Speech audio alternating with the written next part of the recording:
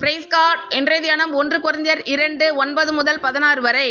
எழுதி இருக்கிறபடி தேவன் தம்மில் அன்பு கூறுகிறவர்களுக்கு ஆயத்தம் பண்ணினவைகளை கண் காணவும் இல்லை, காது கேட்கவும் இல்லை, அவைகள் மனுஷனுடைய இருதயத்தில் தோன்றவும் இல்லை. நமக்கோ தேவன் அவைகளை தமது ஆவியினாலே வெளிப்படுத்தினார். அந்த ஆவியானவர் எல்லாவற்றையும் தேவனுடைய ஆழங்களையும் ஆராய்ந்திருக்கிறார். மனுஷனில் உள்ள ஆவியே அன்றி மனுஷரில் எவன் மனுஷனுக்குரியவைகளை அறிவான்?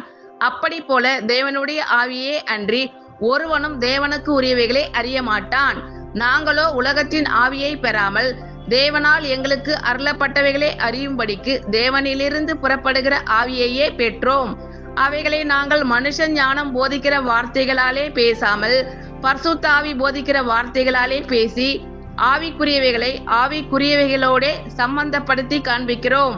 ஜென்ம சுபாவமான மனுஷனோ தேவனுடைய ஆவிக்குரியவைகளை ஏற்றுக்கொள்ளான்.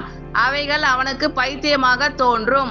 அவைகள் ஆவிக்கேற்ற பிரகாரமாய் ஆராய்ந்து நிதானிக்கப்படுகிறவைகள் ஆனதால் அவைகளை அறியவும் மாட்டான்.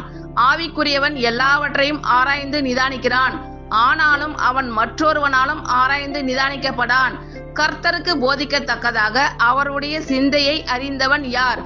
எங்களுக்கோ கிறிஸ்துவின் சிந்தை உண்டாயிருக்கிறது. ஆமென். Thank you Lord. கர்த்தர் உங்கள் அனைவரையும் ஆசீர்வதிப்பாராக. God bless you all.